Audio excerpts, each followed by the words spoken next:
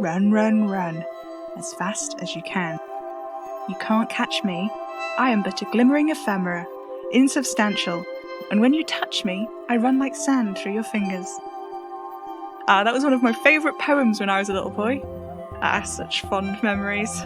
Welcome to the Advice and Community segment of Spirit Box Radio.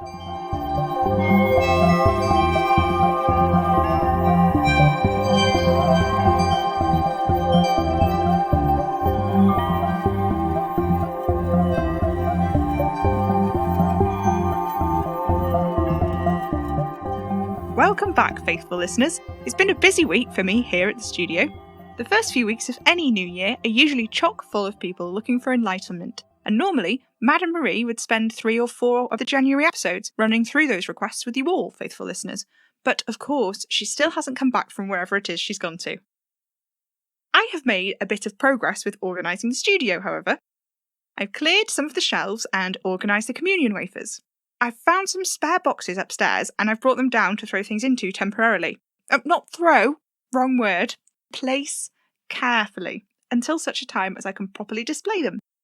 It's given me something to do besides sitting around feeling guilty about how few of Madame Marie's duties I can actually perform. Another thing that's kept me going over the last few weeks has been the wonderful posts on the forums you've been making about using the Spirit Box services that we offer continuously.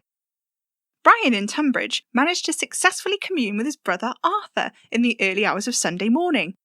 Those of you who frequent the forums will know, Brian has been trying to get in touch with Arthur at around this time every week for about 6 months now. Arthur had some health issues, and Brian lived with him as a carer, and since Arthur passed away last year, he's been experiencing some strange occurrences in the house they once shared. Brian has now confirmed that it is, in fact, Arthur who's been knocking over his glass of water every night and pounding rhythmically on the floor. Brian had been considering contacting sometime supporters of the show, Stickler and Stickler, but he's now concluded he's more than happy for the supernatural disturbances to continue. He's even bought a silicone mat to put beside his bedside table so that the repeated water spillages don't ruin the carpet. How heartwarming is that? I do love a happy ending, especially one with some brotherly love. Oh goodness! How exciting! Hello, you're live on Spirit Box Radio. Please don't invoke any harmful spirits. This is Sam Enfield, temporary host of the Spirit Box Radio Advice and Community segment. To whom am I speaking? Hi Sam, it's Beth. Regular Caller Beth, no less. How exciting! How did you get on with your eyebrow? Not turned yellow again, I take it? No, nothing like that. I'm actually calling because something kind of weird occurred to me when I was listening to the show last week. Weird? How so? Well, this florist, Mr. Oliver, he's sending you bouquets of roses and stuff, right? And for Christmas, the note that said it was from your dad, that was a rose, wasn't it? Yeah, it was. So, maybe, possibly, they could have come from the same person? You might actually be onto something. Well, happy to be of service. I do owe you one after all. Oh, nonsense, Beth. I may not be as competent as Madame Marie, but I'm here to serve all the faithful listeners with any queries that I can. I'm only sorry I can't be of more help. No, Sam, I don't mean that.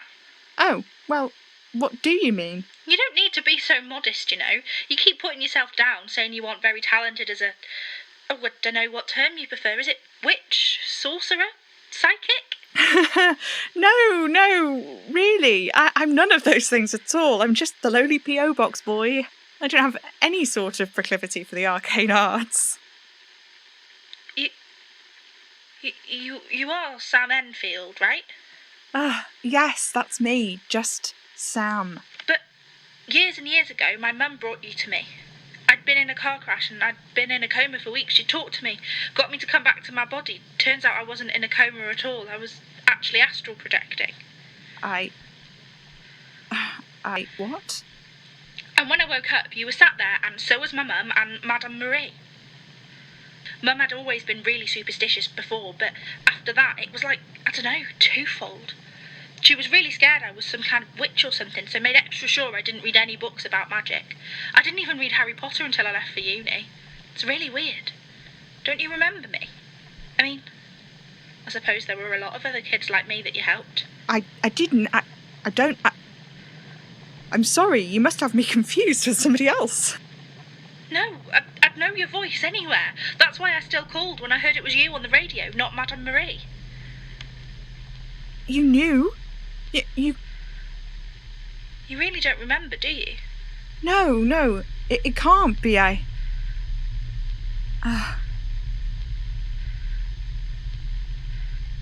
Hello? Hello, Sam? Hello? Oh my God, Sam? Hello? Hello?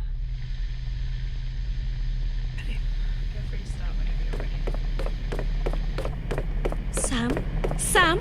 Can you hear me? Sam? Anna? Oh my God, I thought you were dead. Oh, I'm fine. Your nose is bleeding. Oh, it's fine. Sam, I told you. Sam, are you all right? What the hell are you doing here? I was in my shirt. You were in your... And you didn't stop him? Well, am I his keeper Jesus now? Christ, Kitty. Sam, can you stand, honey? I told you I'm fine. Hello? Oh, God, the bloody show's still running, isn't it? Hi, lovely. What was it? Beth?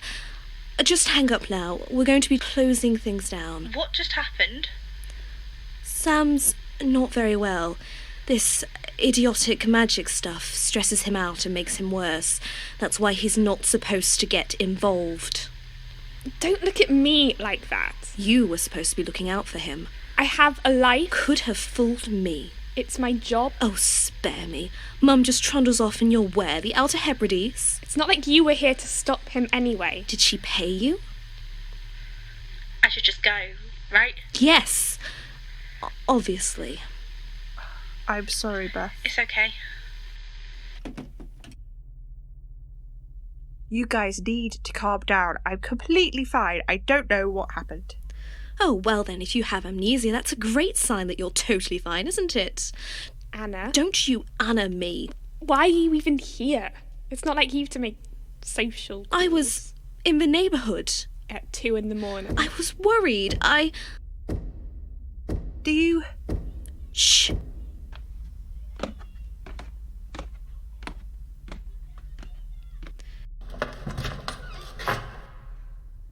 Hello, officers. Hello, ma'am.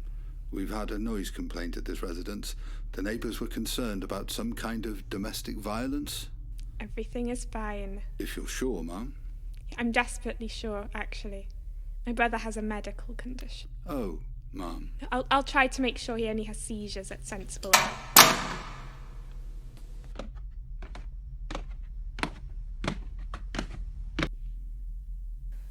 Jumped up, little know-it-all bastard. What?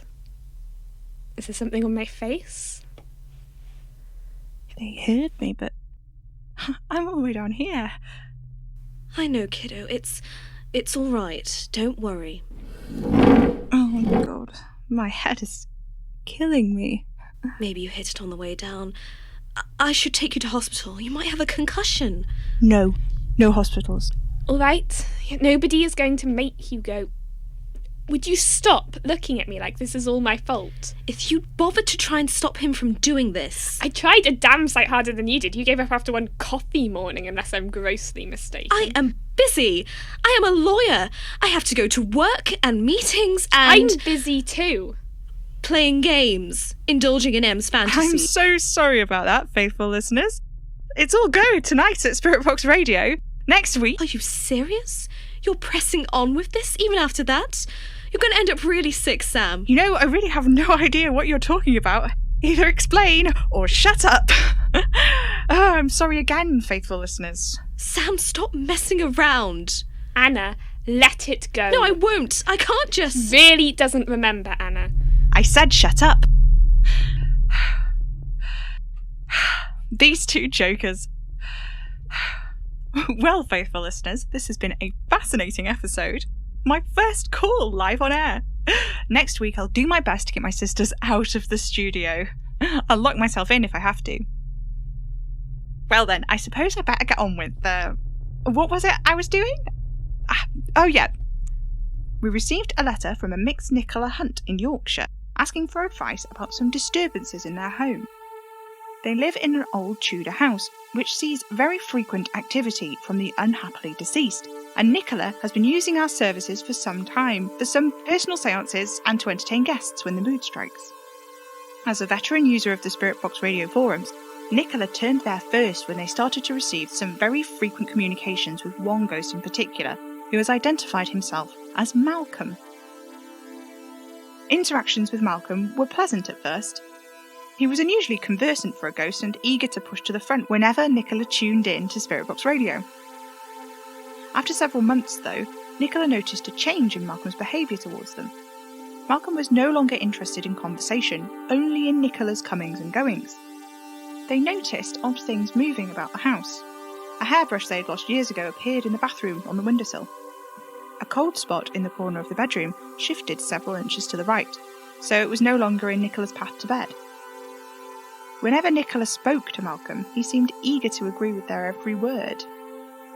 In their letter, Nicola asked desperately for advice as to whether or not it was possible for the unhappily deceased to fall in love with the living. The users on the forum could only provide them with advice about the other way round, with living people falling for ghosts, as it were. Nicola's main concern is what would happen should they, in fact, reject Malcolm's affections. Nicola is only in their late 20s and has set their desires on a partner somewhere far closer to the living end of the spectrum. Well, Nicola, I'm not sure how much use I can really be to you, as I've had very limited interaction with the unhappily deceased, and I have terrible trouble trying to catch anybody's eye, dead or otherwise, so I'm not very experienced in the romantic department either.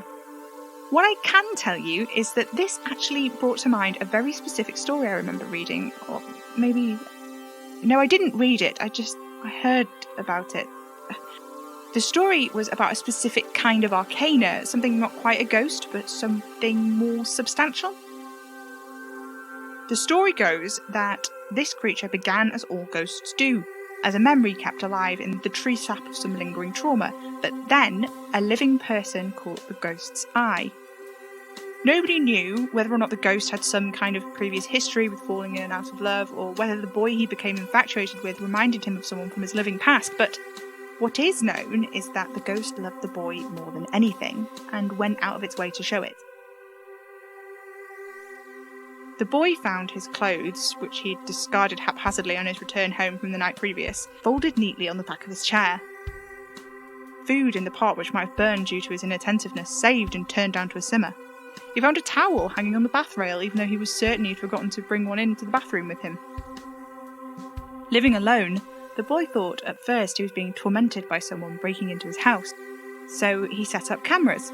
But they always flickered in that telltale way that cameras flicker when there's a creature of arcane nature nearby, just before something strange was about to happen. So he called in a psychic. Our own psychic, in fact, Madame Marie. After several ministrations, Madame Marie concluded that the ghost haunting the boy in our tale was no longer a ghost, but had become something different. Something more, perhaps, or possibly less. Certainly further from human than anything that the word ghost implies. This creature had become arcane. Madame Marie called him the Yes Man because that's what he did. He told the boy yes at every turn and existed to serve him exclusively. But the boy had a whole life to lead, one which could not be lived whilst his every step was haunted by this arcane thing. Madame Marie called on a few of her friends, and within a week they had eradicated the arcana, and the boy called in Stickler and Stickler to clean up the rest. I don't know how much help this is to you, Nicole, but please don't hesitate to contact the professionals if you need to. Stickler and Stickler's information is available on our forums, and of course you can always get in touch with them by into your and try not to worry about the collateral damage. Okay, faithful listeners. I'd read more with you, but I was so rudely interrupted, and I think I've about run out of time. We'll be here all night otherwise. I could probably do with a yes man or two in my own life, couldn't I? Oh, stop sulking, you two. Remember, faithful listeners, use the forums to keep track of when other faithful listeners are trying to use the Spirit Box Radio service. Thank you again for tuning in to the Advice and Community segment at Spirit Box Radio. Next week, I promise to give you a little more advice and foster a warmer community spirit. I've been Sam Enfield, unexpectedly joined by Kitty the Investigator and our sister, Anna. Say goodbye, you two. Goodbye. This is Spirit Box Radio. Thank you, and good night.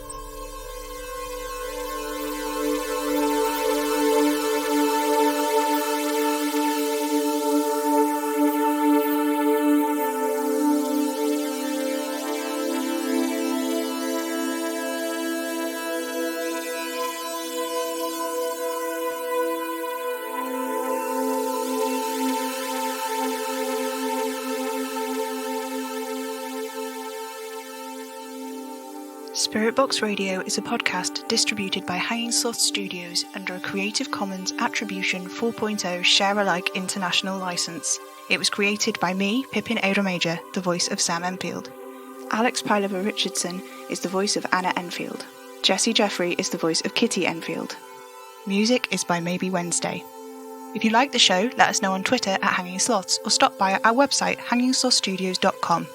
If you'd like to help us keep making Spirit Box Radio, you can send us a tip on ko-fi.com/hanging sloths or become a slothling on Patreon at patreon.com/hanging sloth studios, where you can get early access to episodes, plus loads of other great rewards. You can buy merch in our coffee shop, links in the description. Spirit Box Radio is recorded in front of a dead studio audience.